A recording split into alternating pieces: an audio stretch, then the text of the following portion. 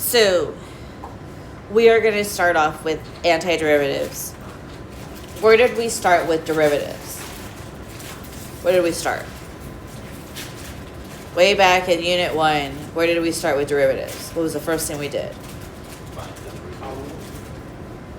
What rule did we use? Power rule. Okay, so if we start with power rule with derivatives, we have to start with power rule with antiderivatives. So we will start with the reverse of power rule. First thing, and that is an antiderivative, I interchanged the word indefinite integral with antiderivative.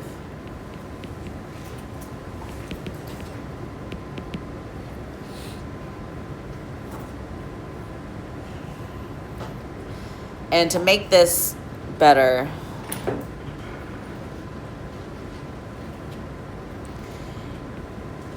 what's basically on the inside of an antiderivative is the derivative. So when I take the derivative or antiderivative of a function, I get the original. So I am going to take basically velocity equations and get to position.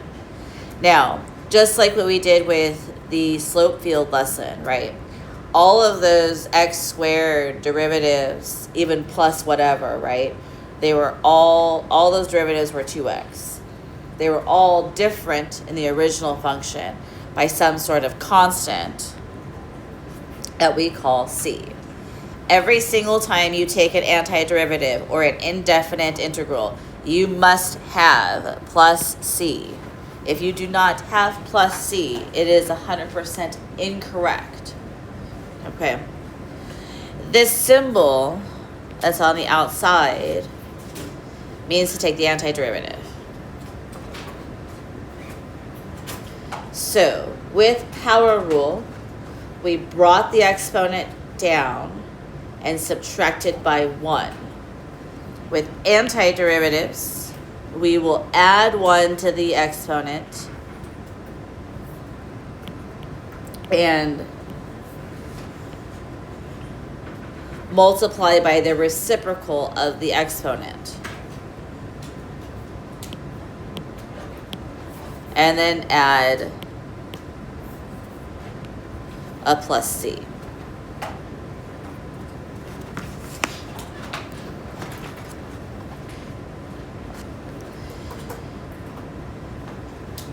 You have lots of integral formulas.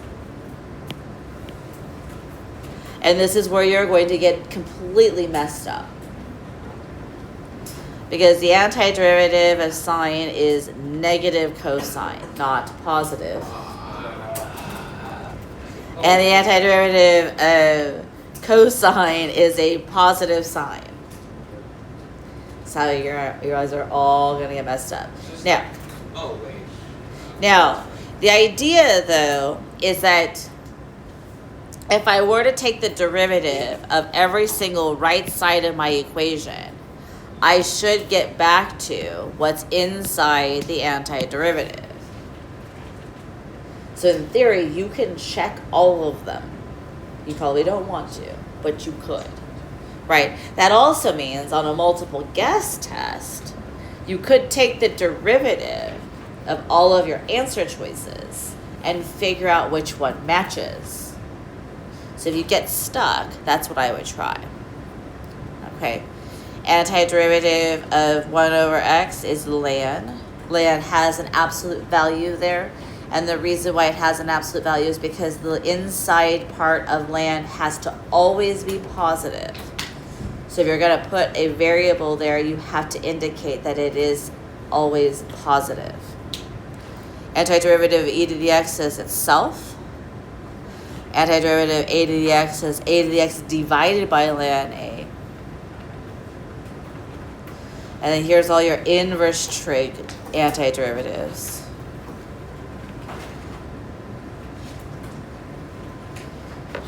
So remember, this is how we start off with derivatives, right?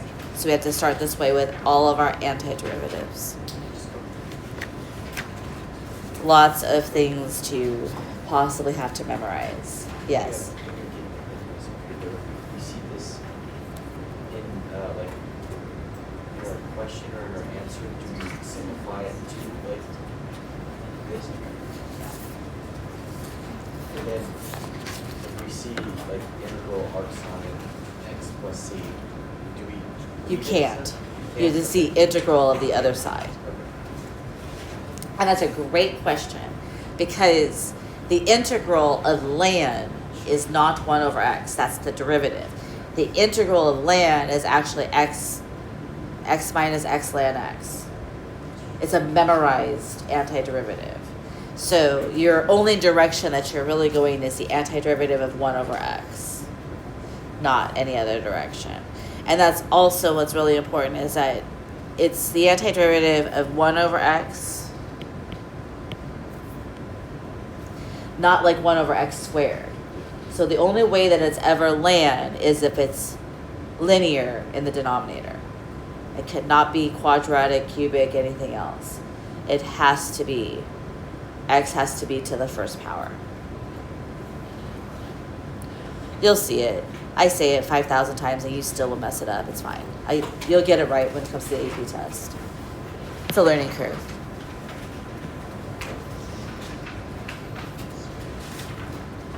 So we are going to do this today. We are going to do this tomorrow. And we are also going to do it again on Monday. More practice problems related to this. Because just like with derivatives, what else did we learn with derivatives? What rules did we learn? Quotient rule, product rule, and everybody's most hated rule, chain rule. And guess what comes after this? Chain rule.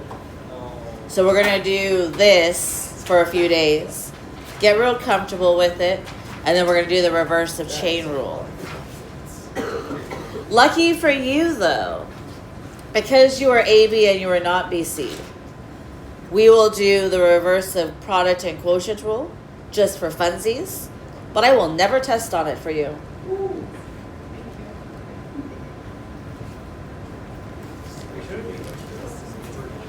You're welcome. Yep. So you only have 2 rules, which is nice. Ish. I have to show you the reverse of product and quotient rule in AB, because if you guys were to go to a college level math class, calculus class, and like like the BC level, they will expect that you've learned both of those or that you've seen it before. So that's the only reason why I show it to you guys. All right. So we take our 3 and we recopy it down.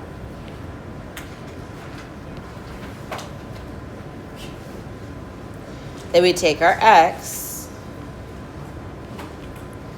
and it is to the first power.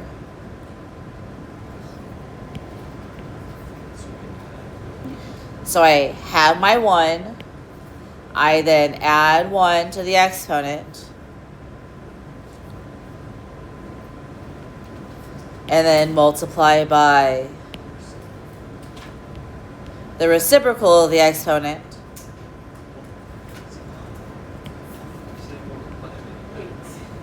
And then Wait, can we let it simmer for a second? Okay.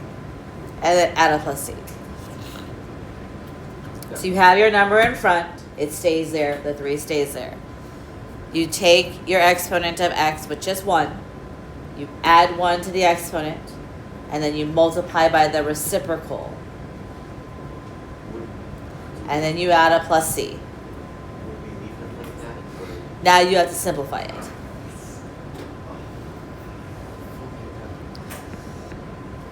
So then you would get 3 halves x squared plus c. Now, if you were to take the derivative of what you got as your final answer, you should get back to what you had originally of the 3x.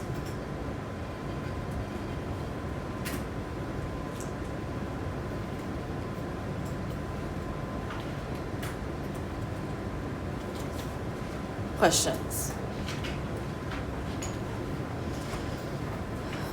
So then we have the 2. And then we have the antiderivative of sine, which is negative cosine. And then we add a plus c. So you get negative 2 cosine of x plus c.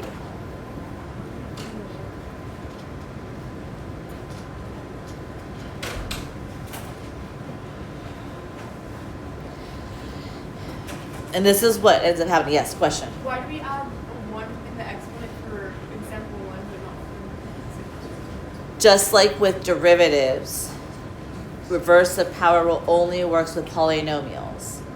Oh, So no trig, no e to the x, no lamb. Yes, Leah.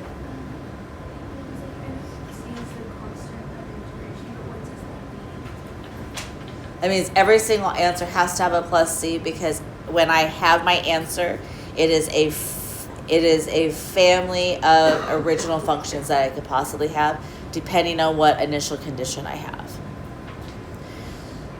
Because like in the previous lessons video, right? So when you look at the slope field thing, that first example, all those original functions had the same exact derivative.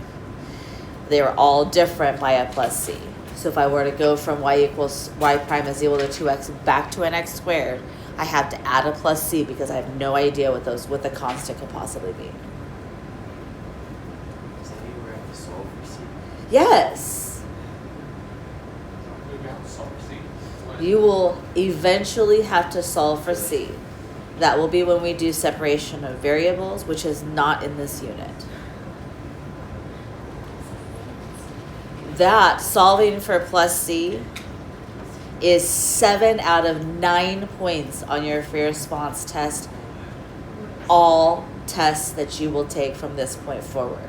Every free response test that you will take from this point forward will have separation of variables on there to solve for that plus c. And it is 7 out of 9 points, including your actual AP test. If you turn in your AP test and you have not done separation of variables and solved for that plus c somewhere, you messed up. It has shown up every single time, every single year since 1998 to present. Every single year. Okay. This is not land. Not land. Not land. No, it's not in either. Oh my god. Killing me, Smalls. Okay. You must change your cubed to a negative third power. So you make it a negative exponent.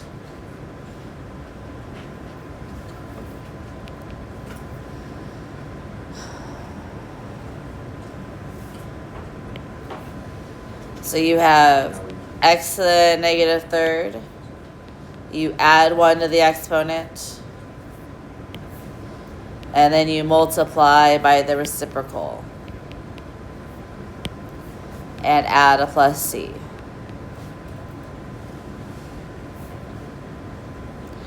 So I get a negative 1/2 x to the negative second power plus c.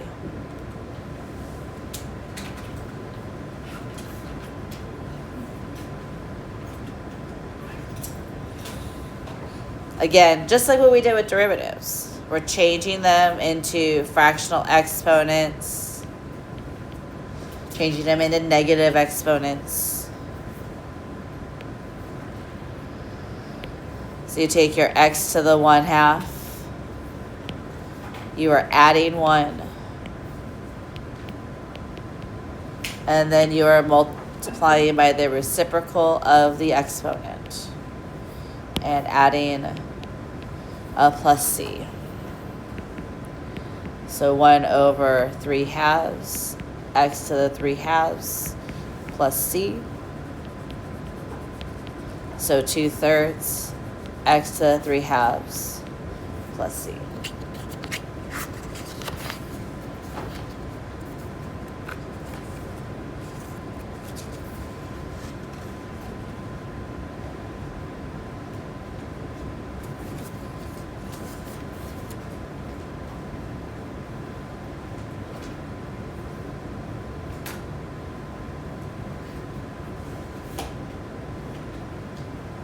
Now we have a polynomial.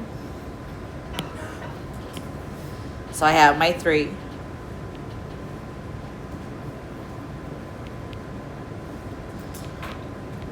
I have my 8.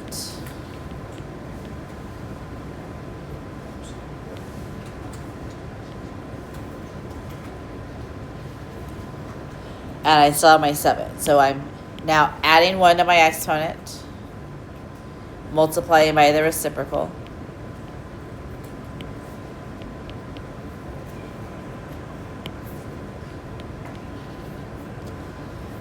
Again, add 1 to the exponent.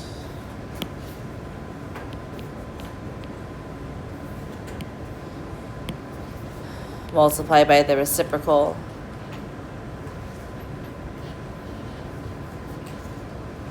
I did not leave enough room for this one. Technically, this is x to the 0 power. So I add 1 to the exponent. Multiply by the reciprocal. And then add a plus c. It's actually really difficult to write all of this out, just like when it is with derivatives. So I'll show you.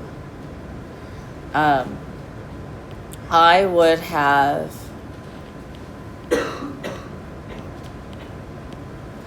started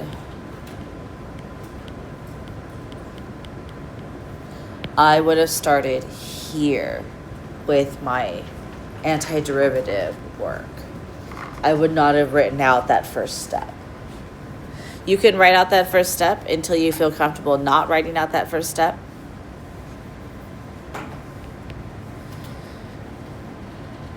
But I would have started what I just highlighted in orange, and I would have just had x, then I would simplify to x cubed, 4x squared, 7x, and a plus c.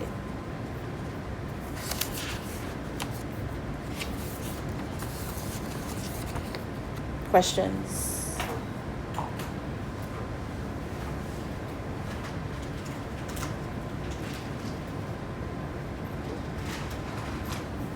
So again, fractional exponent.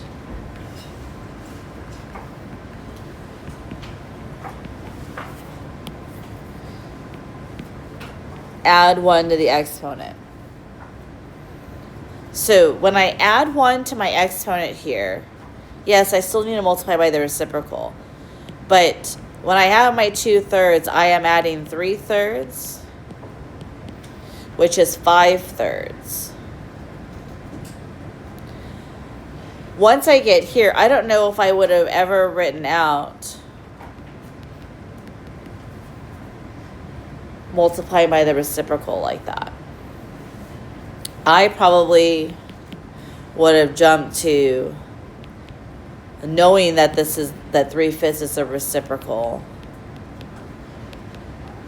and adding my plus c. So if I was to eliminate some work, and you guys have to understand, like I showed probably more work than you guys probably would, but I would have done this. I would have said, oh, I want to add 1 to my exponent, so that's 3/3. That gives me 5/3, so this is 3/5, and I'm adding a plus c.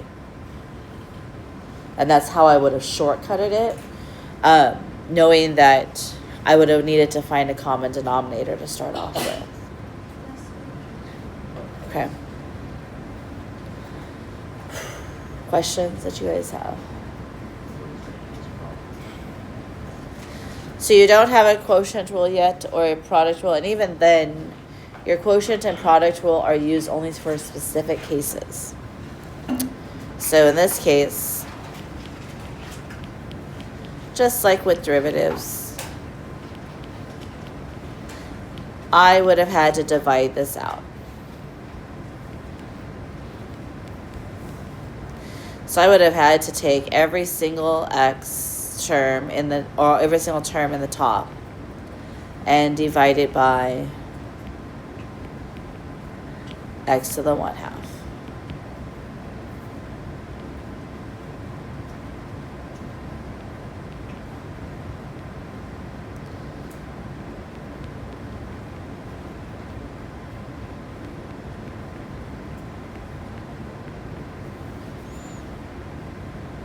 So rules of exponents tell me that when I have division that I get subtraction.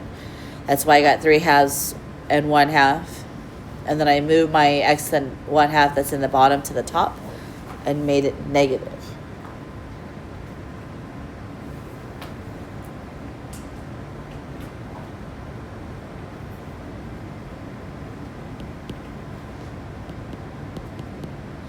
So my 3/2 plus 1. And then my 1/2 plus 1. And then my negative 1/2 plus 1. And then add a plus c. So 5/2, so 2/5. X to the 5/2 plus 2/3. X to the 3/2. 1/2, so plus 2. X to the 1/2 and then plus c.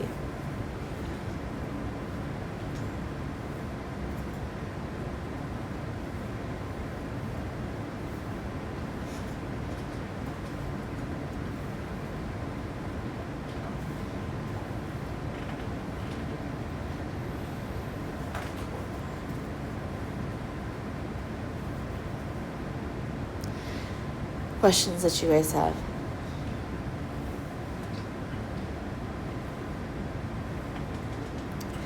Yes.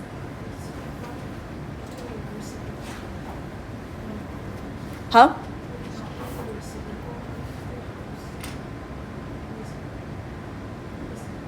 Yeah, the reciprocal of 3/2 is 2/3.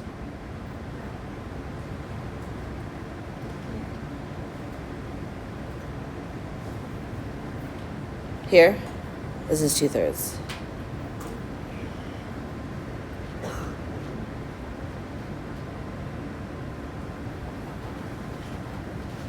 Yes. I think what she's trying to say is the 1/1/2 plus 1, that would be 1/2 plus 2, right? Which is 1/3/2. Which is So- 2/3, Oh, right? okay.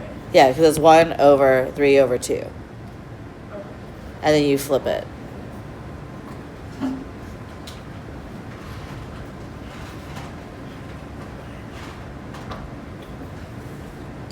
Thank you.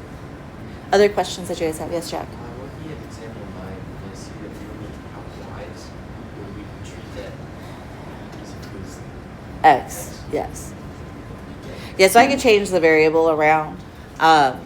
Normally they're all X's, but sometimes they could have Y's. Sometimes you get Y's and X's. That's math 77. They're doing partial derivatives, I think, right now. Okay. All right, couple more. You would have to use the box to multiply this out. I will tell you though, like, for me personally, the box takes longer than if I were to just distribute all the way through. Right?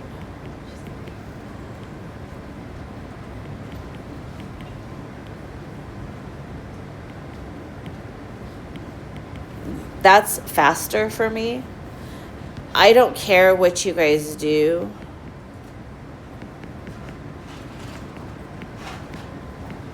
As long as it's fast and accurate. Slow and accurate doesn't work. Fast and not accurate also does not work. But How about slow and inaccurate? that would be so bad. Slow and inaccurate. Okay, so again, antiderivative. So I have my 3.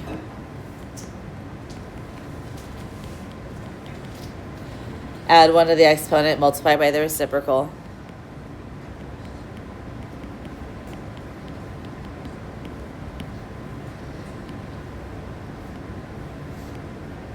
And then I add x to the 0 power, multiply by the reciprocal. Okay. So you would get 3 1/3 x cubed plus 1/2 x squared minus 2x plus c. I'll have to come over. So I get x cubed plus 1/2 x squared minus 2x and then plus c.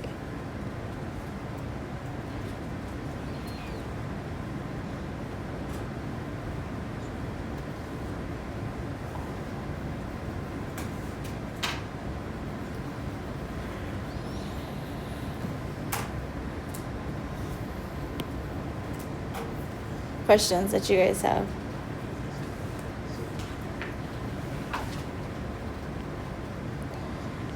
I'm going to use some rules of exponents for example 9. And what Jack was saying is that, oh my gosh, there's y's, not x's. So I can still do this. The only thing that has to happen is that my dy has to match all my variables. Otherwise, all the other letters are just constants. Okay. So I would simplify this using my rules of exponents. That's 2.5, which is 5/2. And then I would add 1 to my exponent, which I would have done it as 2/2 instead of just adding 1. Just because you already know you have to find a common denominator. So I would get 2/7 x to the 7/2 plus c. Sorry, y.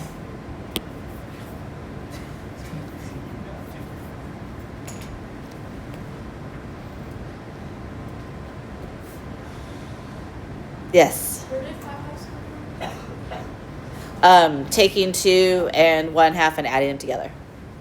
Oh. So 2.5 is the same thing as 5/2.